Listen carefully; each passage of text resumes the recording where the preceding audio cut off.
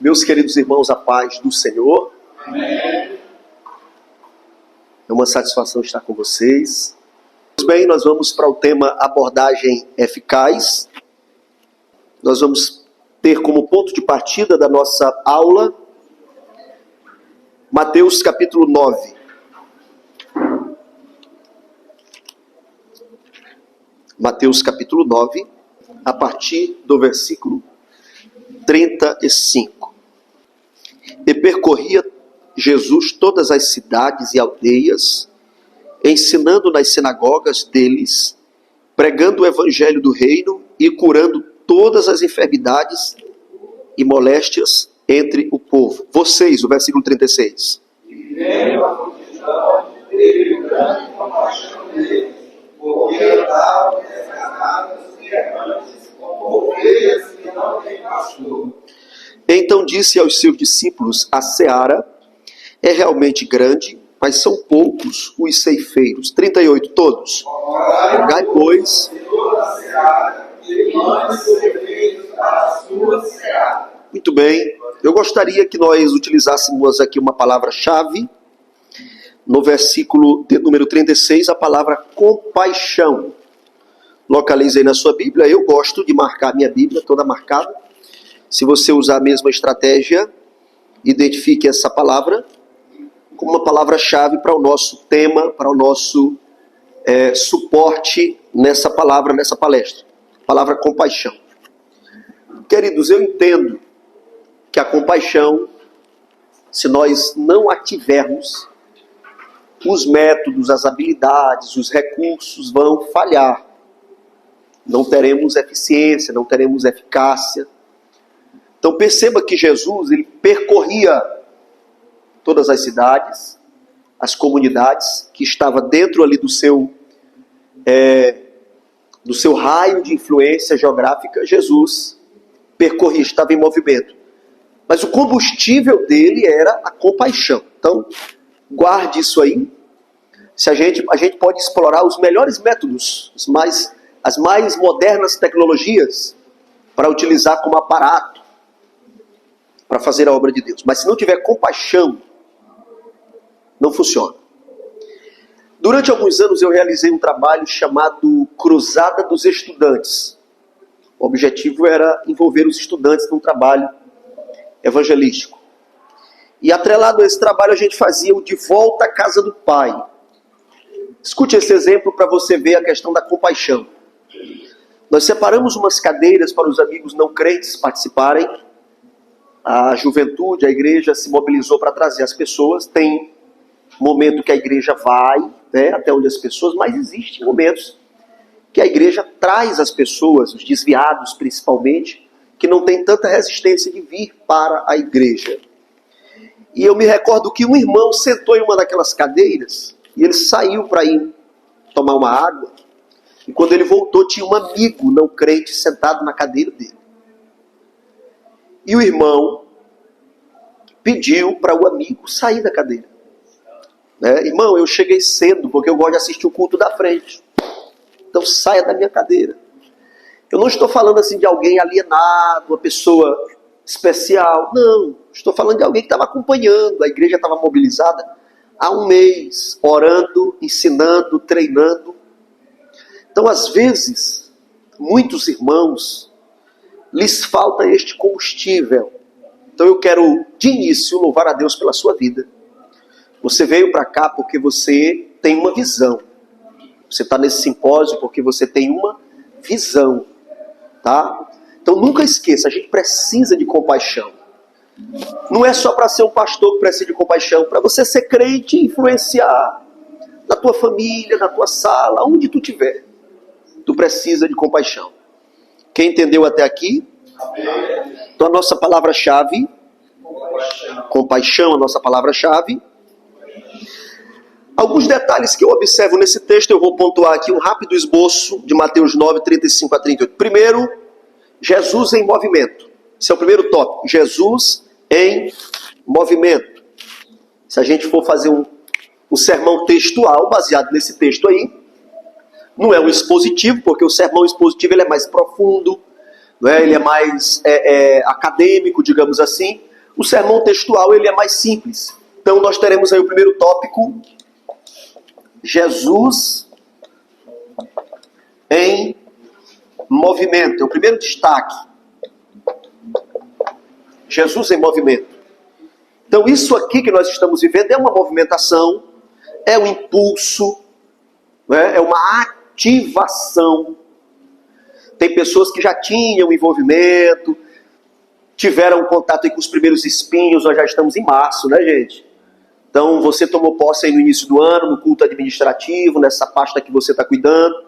Eu sei que tu já teve uma dor de cabeça, né? Igreja é lugar da gente ter dor de cabeça. Tu já deu um conselho e não foi ouvido, tu já fez um convite, criou uma expectativa. Teve uma época que eu e minha esposa, a gente criava muita expectativa. Expectativa mata a gente, adoece a gente. E um dia eu disse para ela, vamos diminuir a expectativa, não vamos mais criar expectativa. E aí a coisa destrava, porque você trabalha com mais saúde.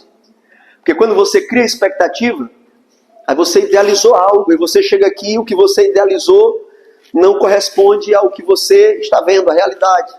E aí você já vai logo travado, irmão, você já cria um bloqueio. Então não crie tantas expectativas assim. Mas, nesses meses iniciais, talvez você já criou uma expectativa e foi frustrado. Talvez levou uma chamada de atenção, não administrou muito bem, né? Mas esses momentos que nós estamos tendo, aproveite isso. Isso é extraordinário. A visão do pastor, gente, ame isso. Leve isso para frente. Vocês estão aqui escolhidos a dedo. E a dedo de Deus. Por quê? Porque vocês têm um potencial de influência. É por isso que a senhora está lá na recepção. A senhora tem uma influência. A senhora tem um manejo para aquilo ali. Quem está aqui na superintendência da EBD tem um manejo com o assunto. Por isso que está lá. Todos nós influenciamos. Só que a gente precisa se movimentar. A gente precisa se movimentar. Então o primeiro destaque nesse texto é que Jesus está em movimento. O obreiro de Deus que está em movimento, ele até ora melhor, irmão. Você não sabe os problemas se você não se movimenta. A gente na igreja, nós somos a nossa melhor versão na igreja. Vocês estão me ouvindo também? Então vamos lá, diga assim, na igreja, eu sou a minha melhor versão. É. Na igreja, a gente vai chegando na igreja e se ajeita, né? Porque na igreja você é a melhor versão, irmão. Na igreja, irmão, Jesus voltando. Na hora que a gente está na igreja, é uma coisa boa. Só que o pós-culto, o dia a dia, existem muitas demandas. Perceba que o texto diz que Jesus curava enfermidades e moléstias. Enfermidades e moléstias. Mas ele tinha acesso a essas enfermidades e moléstias porque ele percorria. Nem todo mundo tinha condição de ir até ele, mas ele ia. Então eu sei que a gente vive numa realidade onde a questão da visita, ela é muito difícil, mas se movimente, crie meios. O irmão me encontrou aqui no intervalo e já conversou comigo, dizendo, pastor, eu moro aqui, são 15 andares onde eu moro, são 2 torres, na torre que eu moro, são 15 andares, e eu vou fazer um jantar, eu vou influenciar as pessoas que são meus vizinhos. Já destravou uma ideia, já vai entrar em movimento, e as moléstias e enfermidades vão começar a aparecer, até recurso para oração material. Às vezes o camarada dobra o joelho, rapaz, eu não sei o que é que eu vou dizer aqui na oração. Visite alguém, tente entender as pessoas, porque que alguém vai aparecer material para você orar. Daqui um dia tu tem motivo para orar 1h30. Ou Senhor, eu queria ficar mais tempo, tem mais assunto para me tratar contigo. Então, Jesus em movimento.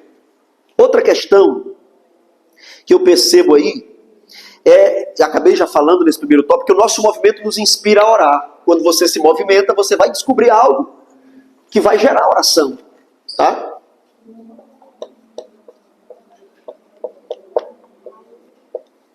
Nosso movimento nos inspira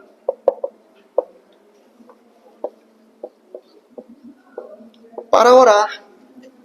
Quando você entra em campo de batalha, eu vou fazer uma blitz evangelística, eu vou visitar uma escola, eu vou exercer a minha capelania lá no hospital, tu te preocupa logo, meu Deus, se tiver alguém com violência, se um cair endemoniado. E o que é que a gente faz quando a gente tem essas preocupações? O que é que a gente faz? A gente ora. Então o nosso movimento nos inspira a orar. A gente ora antes de sair, a gente ora quando a gente encontra as pessoas e a gente começa a ver coisas. Né? Porque na igreja a pessoa se preparou aquela tarde toda para vir, então ela é a sua melhor versão, ela tem o seu melhor sorriso, ela tem o seu melhor olhar, passou uma maquiagem para disfarçar ali as noites sem dormir. Né? Os irmãos, os homens que têm alguma disfunção emocional, algum problema, na igreja eles são um personagem ali, das 18 horas até as 20 horas, o horário de culto, das 19 até as 21h30, eles são um personagem ali.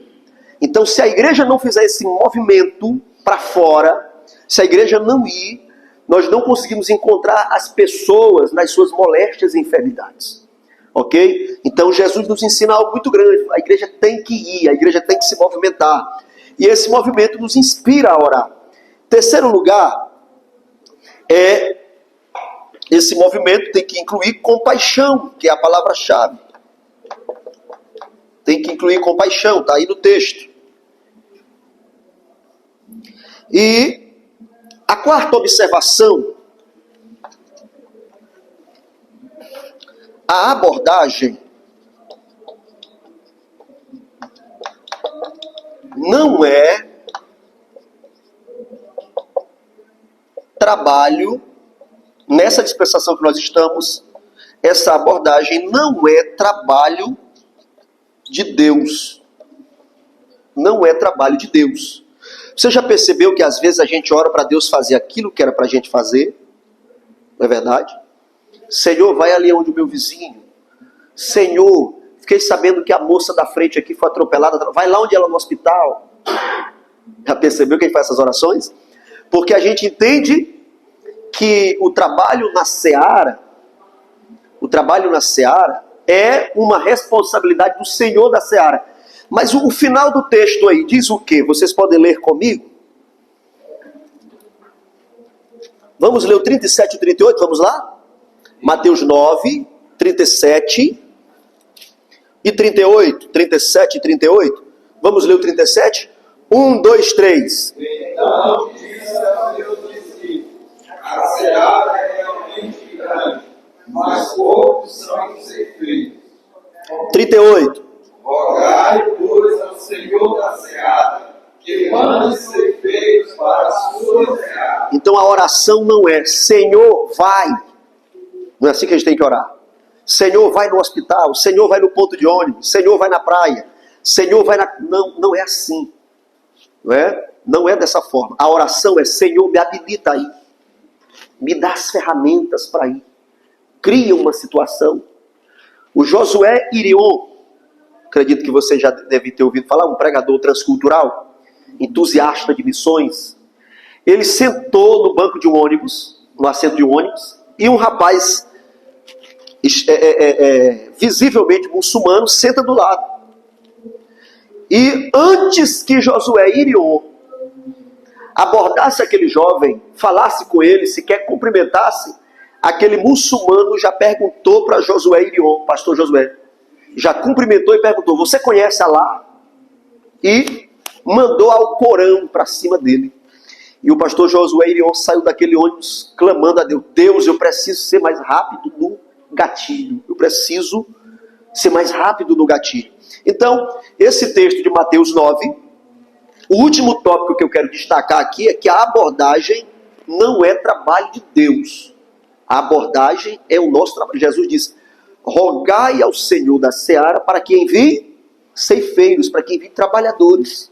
E quem são esses trabalhadores? Somos nós. Então você sabe uma necessidade?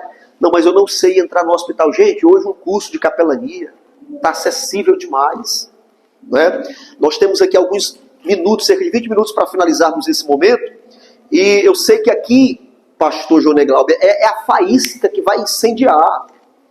Aqui vai trazer a ideia. Não tem como se passar toda a mentoria, não é? Toda a ideia, todo o projeto. Aqui nós estamos para despertar. A ideia já está no teu coração. Pois não, minha irmã? Olha aí. O preço é super acessível. Você faz no conforto da sua casa, com flexibilidade, né? E eu não sei se o da senhora é assim. Certificado, carteirinha. A carteirinha, você entra no hospital em horários que não é de visita, né? Você tem autorização para entrar, dependendo da situação. Em caso de pandemia, você não tem essa liberdade, mas em tempos normais você tem.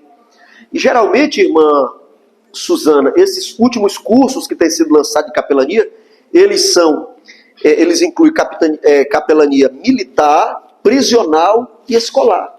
Né? Geralmente vem, principalmente os que são ligados à Associação Brasileira de Capelania, eles incluem essas três modalidades. Né? É o que eu tenho já formei. Agora eu vou dar um exemplo, não sei se vocês conhecem, aqui em um bairro aqui perto, tem uma irmã de quase 80 anos de idade, chamada Acir Alves. Que o senhor conhece? Ela é uma professora, exatamente, professora antiga, faz parte da Casa de Letras, um negócio, ela, né, toda invocada com esse negócio, uma senhorinha. E ela me encontrou no Facebook, eu falando sobre capelania. A irmã Acir entrou em contato, mandou a filha dela localizar o meu número, a filha dela me ligou, me fez várias perguntas para saber se não era um golpe, né? E aí eu comecei a citar pastor Coutinho, pastor Aziel, isso eu sou do Maranhão, eu sou da... Ela disse, é porque minha mãe viu o senhor falando de um curso e ela quer fazer o curso. Eu falei, pois nós vamos passar o curso. E ela fez um curso à distância, uma senhora de 80 anos. Enviei o certificado, enviei a carteira dela, e outro dia eu vim pregar aqui em Apicum-Açu, e quando vieram me deixar no ferryboat, aí eu pedi para o irmão motorista, me leva lá, ele me levou, conheci a irmã assim, pessoalmente, feliz, trouxe um livro de presente para ela. E outro dia eu fiz um sorteio de uma novilha, vendi no WhatsApp para várias pessoas para ajudar na construção, e adivinha quem ganhou a novilha? A irmã assim ganhou a novilha. Então, essa abordagem, ela é nossa, é uma obrigação nossa, existem meios, recursos. Aproveite esse momento, esse despertamento. Tem uma ideia na mente, anota. É aqui a área que eu vou atuar, que eu vou abordar. Tem gente que não tem tanta simpatia para visitar assim um presídio, mas tem alguém aqui que talvez seja o que queima no seu coração. Então a ideia vai vir e você vai executar. Sobre a abordagem eficaz, eu quero citar aqui 4 equívocos. 4 equívocos. Anote aí, eu não vou colocar no quadro aí para não te gater, tá bom? Primeiro equívoco. Marketing denominacional. Às vezes é confundido com evangelismo. Marketing denominacional. O que é o marketing denominacional? É você focar na sua denominação e esquecer Cristo. Né? Aí a gente cria nomes. Eu faço isso, já fiz. E não estou dizendo que a igreja não pode fazer marketing denominacional. Só estou dizendo que a igreja não pode confundir marketing denominacional com evangelismo. Você subir num carro de som, dar o endereço da igreja, é válido. Criar um nome para a igreja, um título, a igreja da família, a igreja que ora por você. Aí os jovens colocam na camiseta, não, a nossa igreja e tal, o louvor. Aí, aquilo ali, queridos, no Instagram, por outros meios que existem, é marketing denominacional. Pronto, você está divulgando seu endereço, divulgando sua igreja, a localização, você está presente nas redes sociais, no carro de som, no rádio. Pronto, já estamos evangelizando. Irmãos, o marketing denominacional é um recurso auxiliar. Não é o principal. É um recurso importante, mas não é o principal. Segundo equívoco, anote aí, proselitismo.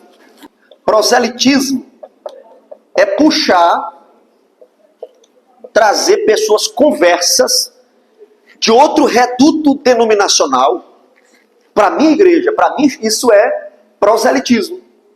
Ok? É investir só nisso aí. É desconhecer a diferença de adesão para conversão. Irmão, eu sou plantador de igreja, em região que já existe igreja. O pastor conhece a história do que foi que aconteceu, por que eu estou no Pará. Entendeu? E eu sou obediente. Quem manda, quem pode, manda. E quem tem juízo, eu estou obedecendo. E estou lá e Jesus está fazendo a obra. Só que eu tenho orado a Deus para mim não me envaidecer e não confundir adesão com conversão. E eu posso ser sincero para vocês? Já teve gente dizendo assim, pastor, eu vou passar para a sua igreja. E eu fiquei pensativo assim, falei, irmão, você tem certeza disso? Porque tu vai vir, eu vou achar bom. E aí talvez não era o que tu queria, talvez eu não sou o que tu está imaginando, não vai se agradar da minha voz, da minha pregação, da minha administração. Aí tu volta, eu vou ficar triste, arrasado. Pensa bem no que tu vai. Foi que houve lá? Tá com raiva do pastor? Pede perdão para ele. Ou então perdoa ele. O que foi que houve? Eu já fiz isso, irmãos. Porque o proselitismo não é a nossa missão primordial. Vai acontecer? Claro, em cidades está acontecendo direto. A pessoa mudou de bairro, aqui tem a igreja mais perto. Esse fenômeno de migração denominacional, ele é contínuo. A gente trabalha... Lá na igreja tem dia que tem um que chega de graça e paz. Outro diz shalom. Outra parte do Senhor. Eu disse, meu Deus, vai chegar um dizendo salam aleikum, qualquer hora dessa. Porque lá na igreja nós temos adesões de pessoas que vieram da presbiteriana. Teve uma irmã que disse que não ia ficar. Ela começou a visitar, disse, ela vai ficar aqui com a gente? Não, eu sou da presbiteriana, não vou ficar aqui não. É porque meu marido quis assistir um culto aqui, aí eu vim acompanhando ele. Tudo bem. Aí eu visitei esse casal. Foi a primeira alma que eu ganhei em Tucumã para Cristo. Eu fui mais um irmão e a esposa do irmão. Um casal me acompanhou na visita. E o nome do irmão se chama Josemar Luz de Souza. Foi a primeira pessoa que eu ganhei para Jesus. E aí depois a presbiteriana começou a continuar. Ela disse, pastor, eu fiz um voto com Deus, que aonde o meu marido aceitasse a Jesus, eu ia ficar. Então como ele ficou aqui, né? Então ela ficou ali. Ela tem, né, alguns traços presbiterianos. Já recebemos uma turma de igrejas neopentecostais.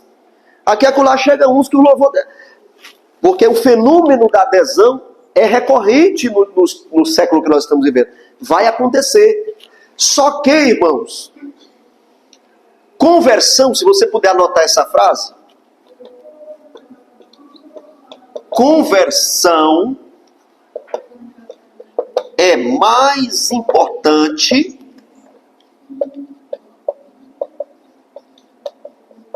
do que adesão. Isso aqui é uma questão de ética, é uma questão de sentimento, de não perder o nosso ímpeto inicial. Se eu achar que eu estou fazendo a obra de Deus, eu esvaziando uma igreja para encher a minha, eu me perdi faz tempo. Eu não estou sabendo qual é o propósito do meu chamado. Uma migração de um lugar para outro não é crescimento da igreja de Cristo na terra. Então, é um fenômeno que vai acontecer e nós temos que conviver com isso? Sim, vai acontecer. A gente tem que conviver com isso. Pessoas virão de outras tribos denominacionais, de outros guetos evangélicos. Porém, a nossa visão é que conversões... Não é que a gente vai rejeitar. Não vem para cá não. Não vamos rejeitar, vamos acolher. A pessoa vem por um propósito. A gente cura, trata, apoia, estende a mão. Mas treine essa pessoa para ser um ganhador de almas. Olha, irmão, aqui na nossa igreja nós temos uma visão. É que conversão é mais importante do que adesão. Então, o segundo equívoco que eu citei é você confundir proselitismo, a seita que eu citei que investe pesado nisso, pelo menos no interior do estado, não sei aqui na capital, é o adventismo. No interior do estado isso é muito forte. Uma pessoa aceitou Jesus numa igreja pentecostal, meu amigo adventista parte para cima com os cursos da Ellen White. Né? Alguém já testificou isso, essa experiência? Não é assim? Parte para cima, Testemunho de Jeová também faz isso. Estão crescendo, né? O Rodrigo... Isso, e eles têm um garoto propaganda que está transitando entre os pentecostais, Rodrigo Silva. E eu alerto, aonde eu ministro teologia, eu alerto. É bom em arqueologia? É bom em história? Mas não esqueça, é adventista. E adventismo é uma seita. Eles atentam contra a pessoa de Cristo e contra a pessoa do Espírito Santo, que são fundamentos essenciais da nossa fé.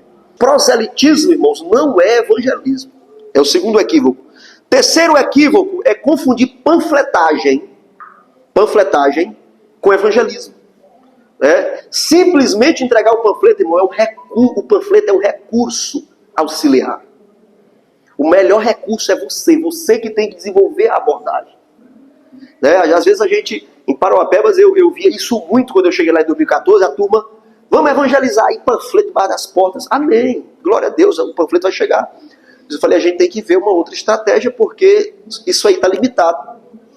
A panfletagem é um recurso auxiliar. Você coloca ali o carimbo da igreja, com endereço, contato da igreja, né? É um recurso auxiliar, mas não é a totalidade do evangelismo.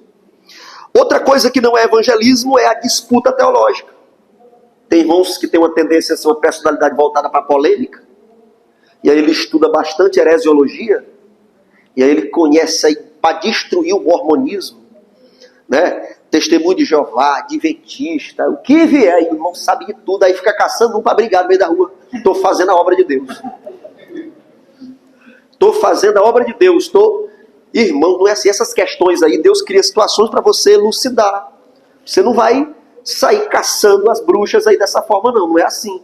Então a disputa teológica também não é evangelismo. E as redes sociais consomem a gente com isso aí.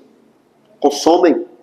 Né? O calvinismo é muito presente nas redes sociais e a turma entra no debate. E tem gente que nunca foi no evangelismo na rua. A vida dele é discutir se é calvino, se é armínio, né, em redes sociais. E acha que isso se consiste na nossa missão como igreja de Cristo na terra. Então é um equívoco. 1 de Pedro 3,15, a Bíblia diz assim: antes, santificai ao Senhor Deus em vossos corações, e estais sempre preparados para responder com mansidão e temor a qualquer que vos pedir a razão da esperança que há em vós. Vamos lá, abordagem eficaz. Fizemos aqui essas observações com relação a esses equívocos. Observamos lá em Mateus 9, 4 tópicos em relação ao trabalho de Jesus. Jesus em movimento, Jesus com compaixão. O movimento nos inspira a orar. E em último lugar, a missão é nossa. A gente fica mandando Deus fazer aquilo que a gente tem que fazer.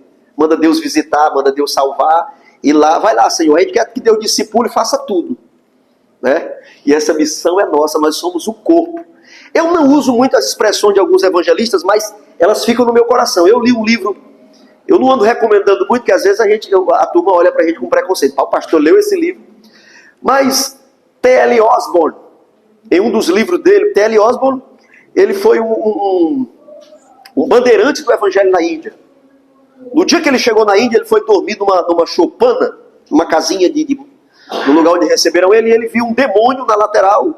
E o demônio disse: eu vou te matar ainda essa noite. E ele respondeu para aquele demônio e disse assim: eu vou ganhar a Índia para Cristo. E ele formou as filhas, né, os genros. E o trabalho evangelístico existe, que não são contabilizados pelas agências no interior da Índia, irmãos. Parte desse trabalho é fruto do esforço evangelístico de T.L. Osborne. E T.L. Osborne, ele dizia assim, que nós somos o corpo de Cristo e Jesus não vai onde ele não vai. Eu acho a frase muito pesada, não sei se ela se enquadra na nossa teologia, mas pense nessa frase. Gente, eu sou o corpo de Cristo. E para Jesus ir na casa do meu vizinho, é eu que sou o corpo, é eu que vou lá. Né? Vou criar um núcleo aqui na minha casa porque eu sou o corpo de Cristo. E outro dia, eu questionei os irmãos em Tucumã. Eu disse: que corpo somos nós? Somos um corpo esclerosado? A esclerose múltipla é uma doença progressiva, letal e incurável. E a pessoa só fica sadia o cérebro, a pessoa vê tudo que está em volta, mas o corpo não reage mais. A mão não levanta. Eu disse: como é que nós... Eu choquei a igreja com esse exemplo. Tinha um médico do meu lado, e eu confirmava com ele, e nós chocamos a igreja. Irmãos, que corpo somos nós? Será se a nossa igreja é um corpo esclerosado, que a mente, que é Jesus, sabe de tudo, ele é onisciente, mas o corpo morto, parado? Vamos reagir. Então, esses são os detalhes iniciais que eu gostaria de colocar. Com relação à abordagem eficaz, a primeira coisa, que não é novidade, eu não tenho a pretensão de trazer uma novidade, mas é a capacidade, está na página 46 e 47 do livro Missões Urbanas, a capacidade de orar pelas vidas. Irmão, se a pessoa tem uma disfunção na sua vida de oração, ela vai ter uma disfunção na sua missão. Não vai, irmão, não decola. Não decola. Nós que somos assim mais extrovertidos, a nossa personalidade, existe 4 personalidades que foram apresentadas aí pelos estudiosos. Existe o sanguíneo, o colérico, o melancólico e o fleumático. Nós sanguíneos, a gente é muito disposto ao ativismo. E a gente tem que ser, eu já estou dizendo nós sanguíneos, né? E a gente tem que se disciplinar, para ter uma disciplina espiritual, que às vezes você pode confundir serviço para Deus com vida com Deus. Tem gente que ele faz muito para Deus, irmão, não para. É aquela explosão fazendo, mas está vazio porque não teve tempo com Deus. Então, para a gente fazer uma abordagem eficaz, você tem que ter vida com Deus. Pois não, meu pastor? Pois não, meu pastor? A oração, né, que falou, a gente tem uma experiência com aquela frase, né, que até do nosso bandeira, né? Muitas vezes vai ter, posso orar com você? Exatamente. Aí eu fiquei, quando eu já fiz essa frase, a gente começou a praticar isso, né? 2 anos. E eu tive umas experiências que realmente a pessoa que coloca a camisa, né? E tem comunhão com Deus, não é a camisa, né? Mas está em comunhão com Deus. Ele transmite vida. Transmite vida. Eu tive experiências que a pessoa chegava para mim. No 7 de setembro, ela chegou para mim. Senhor pastor, olha por mim. Que coisa extraordinária. Isso é fantástico. É. A pessoa chega para você e você olha por mim lá na tendazinha da nossa barraca. Eu orava por elas, tendo uma oração com lágrimas. Que coisa boa. Que coisa boa. Entendeu? Extraordinário. A abordagem que você se aproxima da pessoa, já vê a frase, já vai se derretendo. Que coisa boa. Agora, é importante essa frase, né? Ficou uma frase, daí é algo que estraga. Porque quem já viu aqui, esse pessoal fica no Mateus, eu pensei uma turma que fica agora no Mateus, no supermercado, aí eles chegam com o livrozinho na mão e dizem assim, eu posso falar com você? Aí eu se pronto, acaba, estragou o negócio. Na hora que é vender o material. São vendedores, né? São vendedores, são estrategistas. Lá em Tucumã tem dessa raça também. Já oraram por mim e diz depois é R$20 o livro. Eu disse, olha. Os caras são bandidos. Eles chegam São bandidos. Posso falar com você? Aí o São faz uma olhadinha para ficar no projeto. Estragando o projeto. Aí eles podem falar aquele negócio que oferece, né? Exatamente. E aí tem muitos bandidos lá que assaltaram até carro aqui no Mateus aqui. Usando essa estratégia. Terrível, irmãos. Então, parece algo simples, irmãos, mas não é. Precisa ter conteúdo, vida com Deus. Isso é muito sério. Eu, mas a Érica, no carnaval do ano passado, nós oramos por um rapaz, eu disse, vai para casa, toma um banho, não bebe mais cachaça. Ele disse, pastor, o senhor está enganado comigo, eu não bebo. Não é só no carnaval, pastor. Eu bebo, se o senhor me encontrar aqui, eu vou estar bêbado direto, porque eu não consigo fazer beber. Eu falei, poxa, o que está acontecendo contigo? Comecei a conversar e ele disse assim, eu já matei pessoas. Isso aqui é uma fuga da realidade. Mas aquela oração foi a conexão, né? Aquela pessoa, depois eu encontrei ele na frente de um hotel e lembrei dele, fui aonde ele, e ele disse, o senhor lembrou de mim.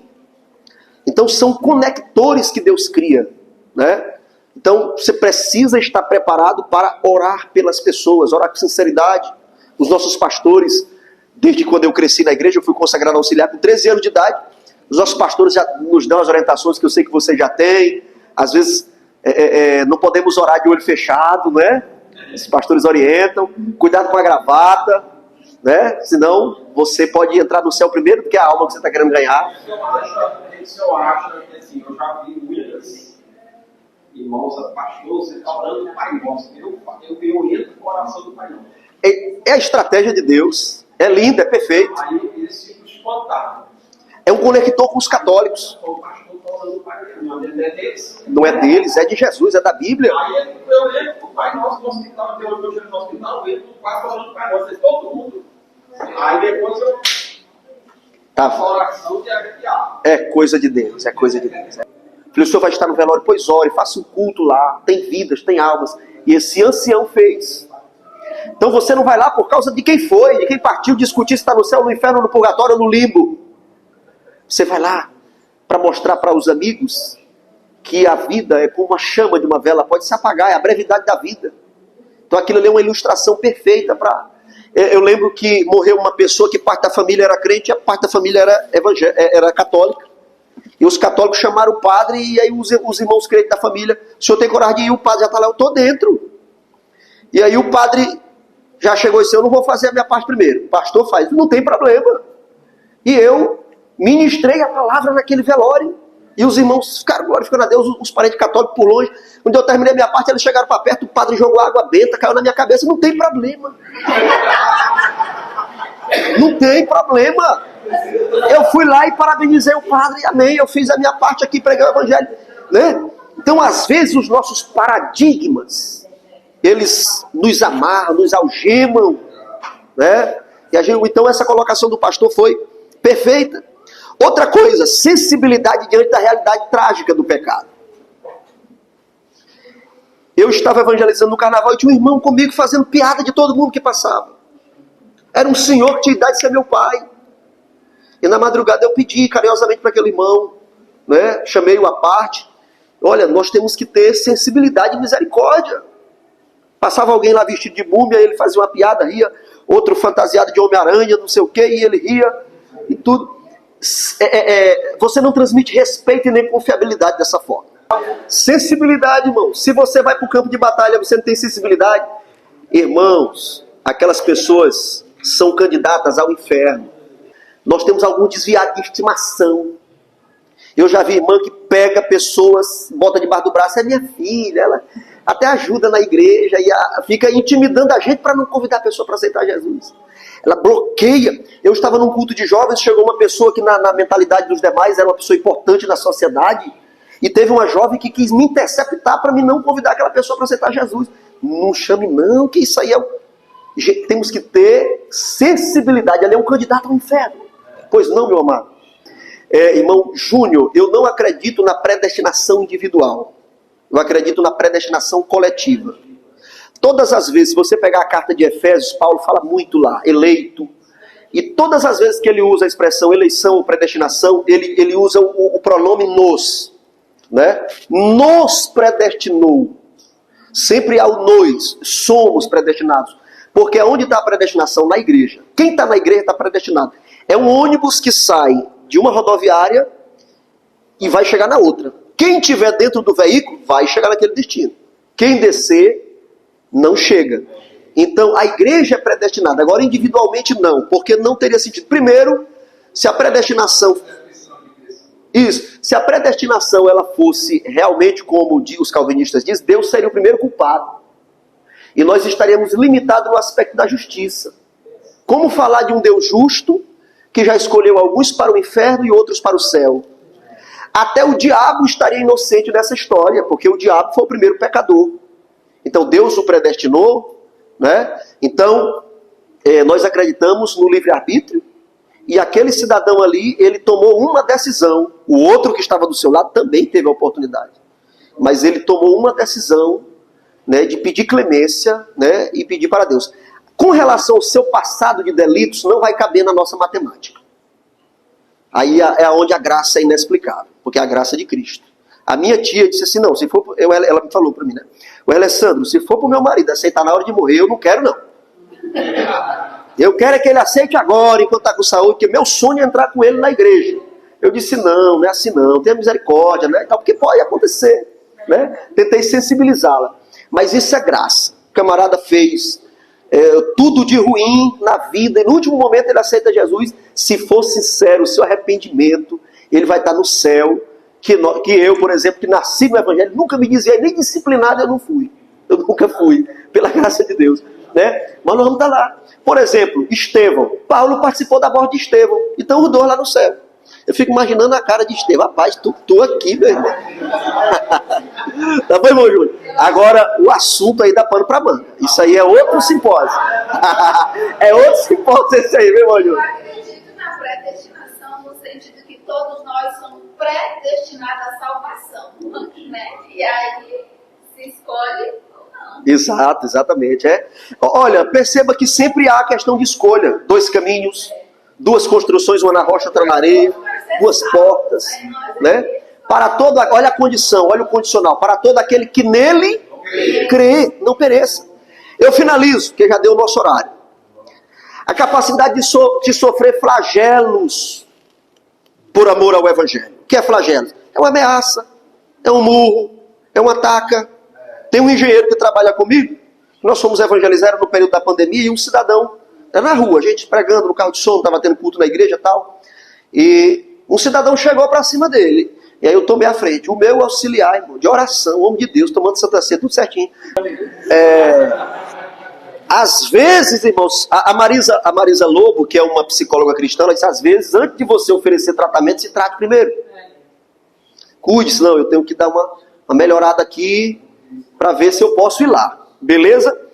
Outra coisa, com relação aos cuidados a serem tomados.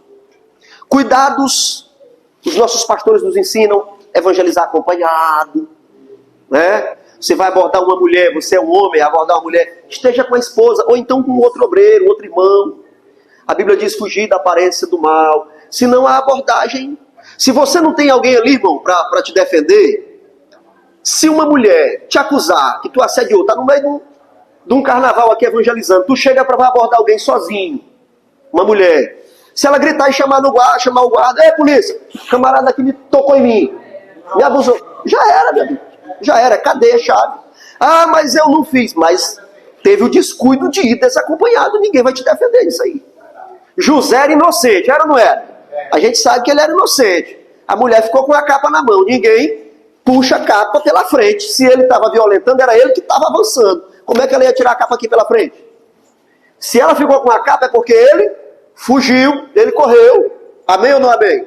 Só que puxou a cadeia ou não puxou? Puxou a cadeia. Puxou um bom tempo lá na cadeia. Exatamente. Queridos, último detalhe da nossa fala é sobre as gírias da nossa comunidade. Você sabia que a igreja tem gírias? Linguagens que são aspectos culturais nossos. E quando a gente aborda para o evangelismo usando essas gírias, a gente não é entendido. Tá bom?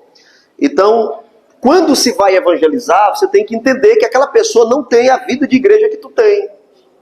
E tem algumas expressões que são nossas. Eu cresci na igreja, não é estranho para mim ouvir um irmão chamar outro de vaso. Vaso, e aí vaso? Meu irmão, agora alguém que nunca pisou numa igreja. Alguém que tem uma outra cultura totalmente diferente da nossa, se coloca no lugar dele, empatia. Chamar de varão. Varão. Varão? O que é isso? Alma. Chamar de alma. Chamar uma pessoa que não sabe, isso é uma gíria nossa. Né? Na igreja a gente as almas, mas tem gente que no mundo, a alma, rapaz, tem alma aqui, misericórdia, fica com medo, né? Tem alma aqui. São linguagem nossa, irmãos, né? Aí você vai dirigir um culto de rua, tá no evangelismo, e vai cair fogo do céu. Irmão, isso é linguagem nossa. Aí o dono do comércio que cedeu para Deus, pois sai da minha loja aqui. Vai para outro lugar, que aqui não. Então são detalhes que para nós são tão comuns. Hã? Exatamente. Então, existem certas objetividades da nossa abordagem que a gente faz com tanta naturalidade. Né? Eu lembro que eu estava dirigindo um culto numa rua e coloquei o irmão para pregar, e o irmão contou quantas vezes ele falou no diabo, irmã Suzana. Quando terminou, o irmão chegou, pastor, ele falou 36 vezes o nome do diabo. O irmão contou, irmão.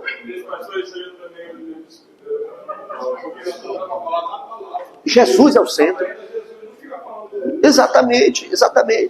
Tem um livro da missionária da minha igreja, da nossa primeira dama do nosso campo, esposa do pastor presidente que fica lá em Paropebas. Ela escreveu um livro chamado Os Banquetes de Esté. Foi eu que fiz a edição do livro, todo o processo editorial. E ela tem uma frase lá no livro, a irmã Elícia Alves, e ela diz assim, que a presença do rei ofusca o inimigo. Ela se baseia no texto que o rei Assuero foi para o banquete de Esté, e o Amã, o perigosão que tinha assediado ele para fazer a lei, para matar todos os judeus, estava lá. Mas em nenhum momento Esté se reporta ao inimigo, com escândalo, apontando, não, meu rei, vem ao banquete. Aí no primeiro banquete ela chamou para o segundo banquete, ela deu toda a atenção ao rei Assuero. E aí no momento que o rei perguntou do que se tratava, e ela com sabedoria coloca, olha, o nosso povo vai morrer, como poderia eu estar alegre e tal. E ela trata a temática, e o rei fica confuso, se afasta, o Amã vai procurar convencer ela a retirar o que tinha dito, e o rei interpreta que o Amã está abusando. Exato, aí manda ele para a forca. Mas em nenhum momento ela cria um cenário de escândalo para focar em Amã, e às vezes nós estamos focando demais no diabo, né? E o irmão falou para mim, pastor, ele falou no diabo 36 vezes. Eu falei, meu Deus, irmão, em quantos minutos ele pregou? Olha, não foi 10. Eu falei, rapaz, pois foi diabo demais nessa pregação. Esse negócio de evangelizando, a pessoa tem que ter muito cuidado, uma visão. Eu não era O nosso horário já deu, é verdade. E aí, nesse dia, eu estava jogando sinuca no bar, Isso. perdendo bastante dinheiro que eu estava jogando apostado. E chegou um irmão para evangelizar, né?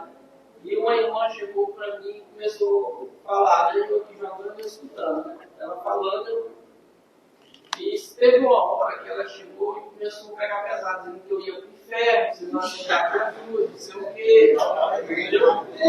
Aí nessa hora eu vim para ela e disse, eu vou dizer uma coisa bem aqui. Se a senhora não sair de perto de mim, eu vou quebrar esse taco. O senhor tem quanto tempo de crente, meu santo? Ah, graças a Deus. E aí, rapidamente, por que eu estou falando isso? Porque às vezes, irmão, a gente vai evangelizar uma pessoa, né? A gente tem que saber chegar. É verdade. Porque assim, se já for pegando pesado desse jeito, não vai dar certo. É verdade. Jesus pediu para a mulher, me dá água. Olha, agora o tempo já terminou aqui, é com vocês agora. Só essa indicação. Minha irmã, a irmã é séria. Aí faleceu uma senhora, não era crente. E a filha era. Aí a filha levou um grupo de crentes para levar uma palavra de consolo para o pai dela.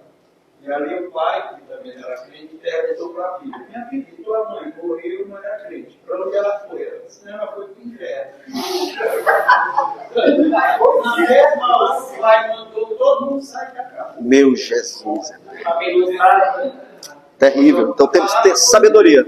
Tem que ter sabedoria. Tem que ser sabedoria para... Vai chegar o momento de tratar esses temas. Deus queria, mas a proposta inicial é mais suave, né? Jesus pediu água para a mulher, começou a conversar. Você vê que o tema dos maridos dela é os temas finais, né? E aí ela diz: veja, tu és profeta. Beleza? Então, questão da abordagem, usando as nossas gírias, você leva mais confusão, né? Chamar de vaso, fogo do céu, alma, varão, meu amigo. Outra coisa, chama a pessoa pelo nome. Uma coisa mais suave é você, como é o seu nome?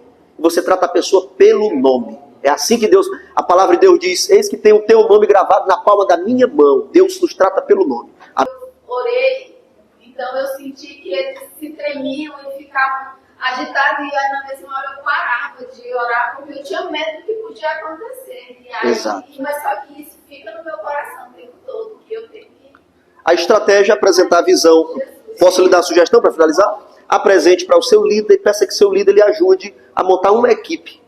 Sirva sopa, distribua agasalho, leve outros recursos. E a oração não seja a única estratégia, que você leve todo um aparato, né? Isso pode demandar tempo, preparo, patrocínio, mas monte uma equipe e execute o projeto. Eu quero agradecer vocês, tá? Eu sei que o momento é pouco, mas continuem, fiquei muito feliz com a interação de vocês, que Deus vos abençoe prodigiosamente em nome de Jesus. Amém. Vamos orar e agradecer, que agora tem a segunda parte. Amém. Senhor maravilhoso, eterno Deus, Pai amado, e agradecemos a Deus por esse momento tão bom de aprendizado da tua presença do nosso pastor, Alessandro e sua família. Nós pedimos por essa palavra maravilhosa de conhecimento, prática. Glória a Deus. Nós vamos enterrar no nosso coração. Glória a Deus. Aleluia. Amém. Aleluia.